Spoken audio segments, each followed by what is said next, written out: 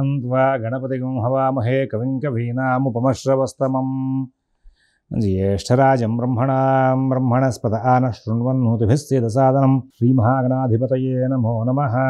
प्रणो देवी सरस्वती वाजेभिर्वाजिनीवती धीनामभित्रियवतु श्रीमहासरस्वत्यै नमो नमः। आदित्याय च सोमाय मंगलाय बुधाय च गुरुशुक्रशनिभ्यश्च राहवे केतवे नमः। ప్రేక్షకులకు శుభోదయం। ఈరోజు మే 20వ తేదీ సోమవారం। ఈరోజున పంచాంగ వివరాలు చూద్దాం। స్వస్తి శ్రీ చంద్రమాన శ్రీ క్రోధినామ సంవత్సరం ఉత్తరాయణం వసంతతో వైశాఖ మాసం। ఈరోజున శుక్లపక్ష ద్వాదశి పగలు 3:06 వరకు ఉంది। చిత్తా నక్షత్రం తెల్లవారితే మరి మంగళవారం అనగా 5:18 వరకు ఉంది। ఈ రోజున వర్జ్యం పగలు 11:42 నుంచి 1:28 వరకు ఉంది। అమృత ఘడియలు రాత్రి 10:16 నుంచి 12:02 వరకు ఉన్నాయి। మరి ఈ రోజున పగల దుర్ముహూర్తం 12:22 నుంచి 1:13 వరకు ఉంది। మరలా 2:56 నుంచి 3:47 వరకు ఉంది। సిజేరియన్ ఆపరేషన్ ప్రిపేర్ అయ్యే వాళ్ళకి ఉదయం 8:30 సమయం అనుకూలంగా ఉంది। విజయవాడకు సూర్యోదయం 5:30 సూర్యాస్తమయం 6:22 ఏదైనా శుభ సంబంధమైన వ్యవహారం చేద్దాం అనుకునే వాళ్ళకి సాయంత్రం 7 గంటలకు సమయం అనుకూలంగా ఉంది। చాలా విశేషమైన రోజు నృసింహ జయంతి। నృసింహస్వామి యొక్క విశేషమైనటువంటి కలయికలు రేపంతా కూడా మంగళవారం కలిసింది, స్వాతి నక్షత్రం కలిసింది, అన్నీ కూడా కలిసి వస్తున్నాయి। చాలా చక్కనైనటువంటి రోజు। అందరూ కూడా లక్ష్మీ నృసింహకరావలంబ స్తోత్రం పారాయణ చేసుకోండి। ప్రాతకాలంలో రేపు రోజున ఉదయం పూట నిత్యకర్మానుష్ఠానం పూర్తయిన తర్వాత నృసింహమూర్తి యొక్క ఆరాధన చేసుకుని నృసింహ అష్టోత్తరంతో అర్చన చేసి ఆ తర్వాత మీరు కొబ్బరికాయ, అరటిపళ్ళు, వడపప్పు, పానకం నివేదన చేయండి।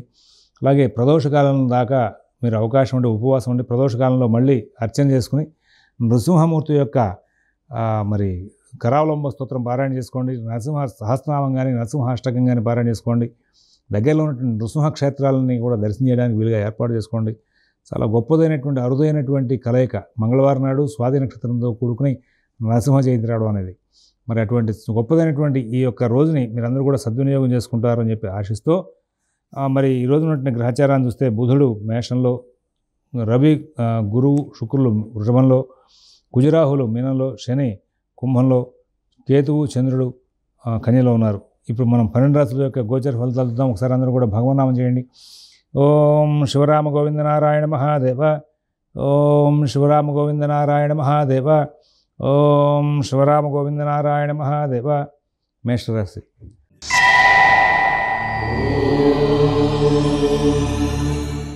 బాగా నిరుత్సాహం ఎదురవుతూ ఉంటుంది। ఏ పని చేయకపోవడం, చేద్దామని అనిపించకపోవడం ఇట్లా అనిపిస్తుంది। ఒకవేళ ప్రయత్నం చేస్తే బుద్ధి కుశలత సరిగా ప్రదర్శించకపోవడం జరుగుతుంటుంది। జాగ్రత్తగా ఆలోచించి కార్యక్రమాలను కూడా చేపట్టిన వాళ్ళందరికీ ఇవాళ బాగా ఉంటుంది। ఆర్థిక లావాదేవీలు, కొత్త అప్పులు ఇవేం చేయొద్దని చెప్పేసి సూచిస్తున్నాం। వీలైనంతవరకు మీ రోజువారీ కార్యక్రమాలు మాత్రమే చేసుకుంటూ ముందుకు వెళ్ళండి। కుటుంబ సభ్యులతో అనుకూల స్థితి బాగానే ఉంటుంది। మరి అశ్విని నక్షత్రం వాళ్ళకి ఈ రోజున కార్యక్రమాలను కూడా విజయవంతంగా పూర్తవుతుంటాయి। భరణి నక్షత్రం వాళ్ళు చాలా కుటుంబ వ్యవహారాల్లో మునిగి చాలా సమయాన్ని కుటుంబ వ్యవహారాల కోసం కేటాయించి సక్సెస్ అవుతారు।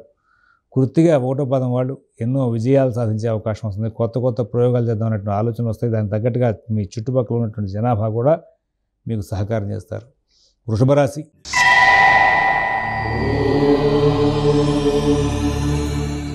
ప్రతి పని కూడా వేగంగా సాగుతుంది। అందరూ బాగా సహకారం చేస్తారు। ఉద్యోగ విషయాలు, వ్యాపార విషయాలు బాగుంటాయి। ఆర్థిక ఆరోగ్య విషయాలు బాగుంటాయి। విదేశీ నివాస ప్రయత్నాలు, స్థిరాస్తి కొనుగోలు ప్రయత్నాలు, కోర్టు వ్యవహారాలు, రుణ వ్యవహారాల్లో చాలా సానుకూల స్థితి ఏర్పడుతుంది। ఎవరి వ్యవహారాలను ఎక్కువ కలవ చేసుకోకుండా ముందుకు వెళ్తే ఇంకా విజయాలు వచ్చే అవకాశం ఉంది। ఆర్థిక లావాదేవీలు, రుణ వ్యవహారాలు స్వయంగా చూసుకోండి। కృతిగా 2, 3, 4 పాదాలు ఉద్యోగ వ్యాపార విషయాలు జాగ్రత్త పాటించాలి। అలాగే రోహిణి నక్షత్రం వాళ్ళకి ఈ రోజున అన్ని పనులు కూడా వేగంగా సాగడానికి అనుకూల స్థితి ఉంటుంది। ఒక్కొక్కసారి మీకు మీ యొక్క ప్రత్యర్థులకు కూడా సహకారం చేసేటువంటి అవకాశాలు వస్తూ ఉంటాయి। ఇక్కడ రోహిణి నక్షత్రం వాళ్ళ విషయంలో మరి ఇంకా ముఖ్యంగా చెప్పాలి అంటే కనుక ఎన్నో తెలివితేటలు ప్రదర్శించి కొన్ని సమస్యలకి పరిష్కార మార్గాలు వెతుక్కోవడం, సంఘంలో గౌరవ మర్యాదలు పొందడం కూడా జరుగుతుంది। మృగశిర 1, 2, 3 పాదాల వాళ్ళకి ధైర్యయుక్తమైన బుద్ధి బాగా కలిసి వస్తుంది। దాంతో చాలా విజయాలు సాధిస్తారు। చాలా కార్యక్రమాలకి శ్రీకారం పెట్టే అవకాశం వస్తుంది। మిథున రాశి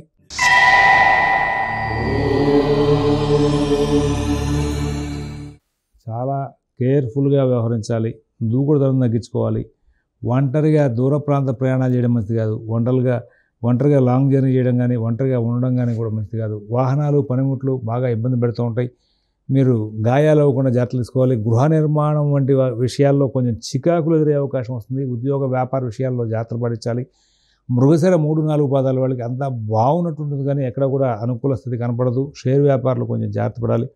ఆరుద్ర నక్షత్రం వాళ్ళు ఈ రోజంతా కూడా కొంచెం ప్రత్యేక శ్రద్ధతో జాగ్రత్తతో కాలక్షేపం చేయాలి. దుర్గా సప్తశతిలోకి పారాయణ చేసుకుంటే మంచిదని చెప్పి సూచిస్తున్నాం. అలాగే మరి ఇక్కడ పునర్వసు నక్షత్రం వాళ్ళు ప్రత్యేకమైన శ్రద్ధ జాగ్రత్త కనబరిచి ఆర్థిక విషయాలను సమస్యల్ని సరి చేసుకుంటూ ముందుకు వెళ్ళాల్సిన అవసరాలు ఉన్నాయని చెప్పి చూస్తున్నాం. తర్వాత మరి కర్కాటక రాశి.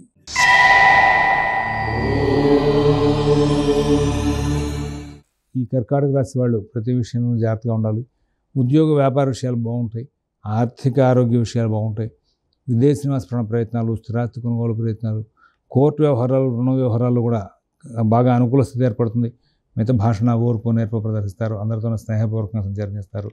ఎన్నో విజయాలు సాధించుకుంటారు. ఇక్కడ పునర్వసు 4 పాదం వాళ్ళకి తెలివితేటలు, ఓర్పు, సహనం పెరిగి కార్యక్రమాలు విజయం సాధించే అవకాశం వస్తుంది. పుష్యమే నక్షత్రం వాళ్ళు ప్రతి విషయంలోనూ కూడా జాగ్రత్తలు పాటిస్తారు. అలాగే ఆశ్లేష నక్షత్రం వాళ్ళు కొంచెం భక్తి కార్యక్రమాలు, పుణ్య కార్యక్రమాలు ఎక్కువగా కేటాయించి వాటితో కాలక్షేపం చేసే అవకాశం వస్తుంది. తర్వాత సింహరాశి.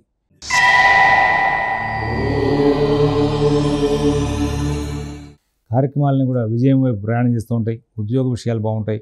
వ్యాపార విషయాలు బాగుంటాయి. ఆర్థిక ఆరోగ్య విషయాలు బాగుంటాయి. విదేశీ నివాస ప్రయత్నాలు, స్థిరాస్తి కొనుగోలు ప్రయత్నాలు, కోర్టు వ్యవహారాలు, రుణ వ్యవహారాలు మంచి ఫలితాలు ఉంటాయి. సుఖశాంతులతో కాలక్షేపం చేస్తారు. పనులు ఆలస్యం అవుతాయి. అయినప్పటికీ కూడా ఇబ్బందికరం కాకుండా ముందుకు వెళ్ళే అవకాశం ఉంది. కొంచెం దూకుడు తగ్గించుకోవాలి. అనవసరమైనటువంటి కలహాల జోలికి వెళ్ళకుండా ఉండాలి. ఎవరితోనూ ఎక్కువగా వాదులాడదని చెప్పేసి ప్రత్యేకంగా సూచిస్తున్నాం.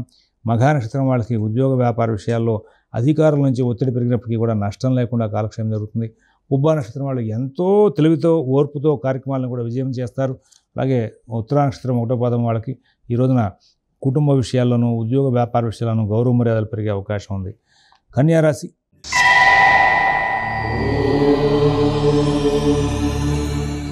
ఈ రోజున మంచి కాలం అని చెప్పాలి.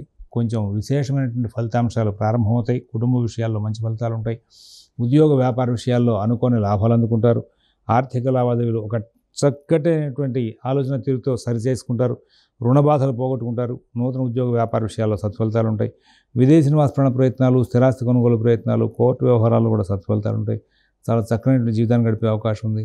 అలాగే మరి ఈ యొక్క సమయంలో ఇంకా అనుకూల స్థితి పెరగాలి అనుకున్నప్పుడు దుర్గా సప్తశతిలోకి పారాయణ చేసుకోవడం చాలా మంచిదని చెప్పేసి సూచిస్తున్నాం. ఇక్కడ కన్యా రాశిలో ఉత్తర 2, 3, 4 పాదాల వాళ్ళకి ఉద్యోగ వ్యాపార విషయాల్లో ఒత్తిడి పెరుగుతుంది. హస్త నక్షత్రం వాళ్ళకి కార్యక్రమాలను కూడా సజావుగా సాగుతాయి. తెలివితేట ప్రదర్శిస్తారు. పుణ్యకార్యాలు చేస్తారు. శుభకార్యాల్లో శ్రీకారం చుట్టే అవకాశం వస్తుంది. చిత్త 1, 2 పాదాల వాళ్ళకి కార్యక్రమాలను కూడా విజయవంతంగా నడిచే అవకాశం వస్తుంది.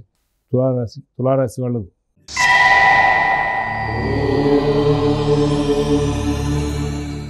ఆర్థిక విషయాల్లో చికాకులు పడతారు. ఉద్యోగ విషయంలో చికాకులు పడతారు. వ్యాపార విషయంలో చికాకులు పడతారు.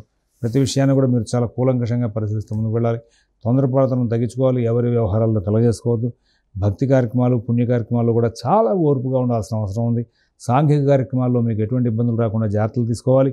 చిత్త 3, 4 పాదాల వాళ్ళకి ధైర్యయుక్తమైన బుద్ధి ఉన్నప్పటికీ కూడా మిగతా గ్రహాల యొక్క సానుకూలత తక్కువగా ఉన్న కారణంగా మీరు ప్రతి పనిని కూడా ఇతరుల యొక్క సలహాలు, సూచనలు తీసుకుంటూ ముందుకు వెళ్ళడం మంచిది. స్వాతి నక్షత్రం వాళ్ళు విజయాలు సాధిస్తారు. కానీ అనుకూల స్థితి ఉండదు. మానసిక ప్రశాంతత మాత్రం ఉండదు. విశాఖ 1, 2, 3 పాదాల వాళ్ళు అన్ని కోణాల్లోనూ కూడా జాగ్రత్తలు పాటించాలి. లేకపోతే ఇబ్బందికరమైనటువంటి వాతావరణం ఏర్పడే అవకాశం ఉంది. తర్వాత వృశ్చిక రాశి.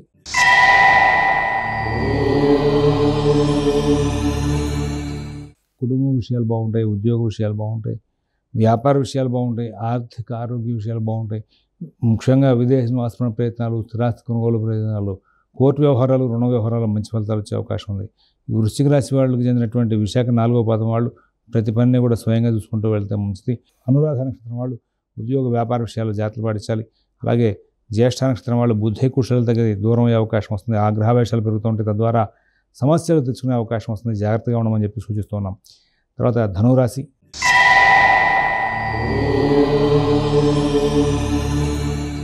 ఈ ధనురాశి వాళ్ళకి కొంచెం ఇబ్బందికరమైన ఘటనలు చిన్న చిన్నవి ఎదురవుతూ ఉంటాయి. రవి, శని అనుకూలంగా ఉంది. అయితే గురు శుక్రుల యొక్క సంచారం బాలేదు. కుజరాహులు కూడా బాగాలేదు. ప్రత్యేకమైన శ్రద్ధ జాగ్రత్త కనబరచాలి. నూతన ఉద్యోగ వ్యాపార విషయాల్లో చాలా జాగ్రత్తలు పాటించాలి. ఎవరి వ్యవహారాలను కూడా ఎక్కువగా దృష్టి కేంద్రీకరణ చేయొద్దు అని చెప్పేసి మీ పనులు మాత్రమే మీరు చూసుకుంటూ ముందుకు వెళ్ళమని చెప్పి సూచిస్తున్నాం. ఇక్కడ మూలా నక్షత్రం వాళ్ళు చాలా తెలివిగా ఓర్పుగా కార్యక్రమాలని కూడా సానుకూలం చేసుకునే అవకాశం వస్తుంది.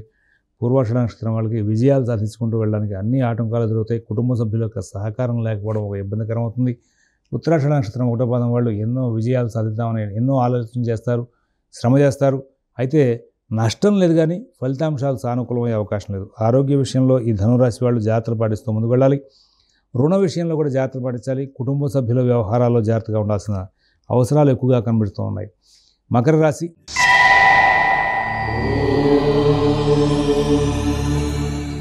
గ్రహచారం చాలా అద్భుతంగా ఉంది. అన్ని పనులు బాగా సాగుతాయి.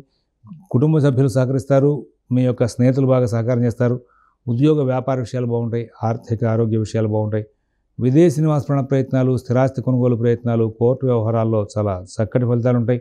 ఇవాళ ఉత్తరాషాఢ నక్షత్రం 2, 3, 4 పాదాల వాళ్ళు మంచి లాభాలు ఎక్కువ అందుకుంటారు. మరి సమాజంలో అందరూ కూడా సహకారం చేయడం మూలంగా ఎన్నో విజయాలు సాధించే అవకాశం వస్తుంది.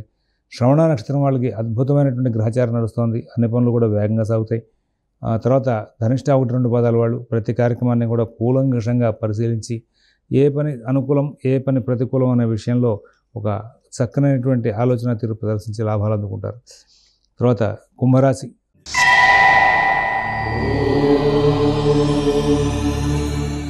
అన్ని పనులు కూడా వేగంగా సాగుతాయి. అన్ని కార్యక్రమాల్లో కూడా విజయాలు ఉంటాయి. నూతన ఉద్యోగ వ్యాపార విషయాలు, ఆర్థిక ఆరోగ్య విషయాల్లో ప్రత్యేకమైన శ్రద్ధ జాగ్రత్త కనబరుస్తారు.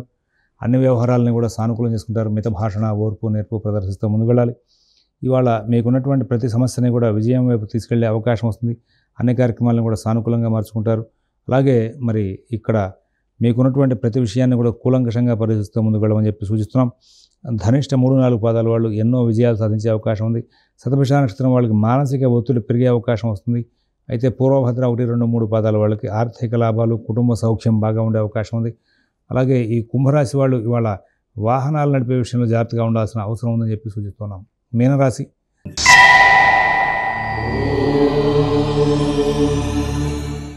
కొన్ని మంచి కార్యక్రమాలు, కొన్ని ప్రతికూల వ్యవహారాలు, ఈ విధంగా మీ మానసిక ఒత్తిడి బాగా పెరిగే అవకాశం వస్తుంది. ఉద్యోగ విషయాలు జాగ్రత్తగా చూసుకోవాలి. ఆర్థిక విషయాలు జాగ్రత్తగా చూసుకోవాలి. ఆరోగ్య విషయాలు జాగ్రత్తగా చూసుకోవాలి.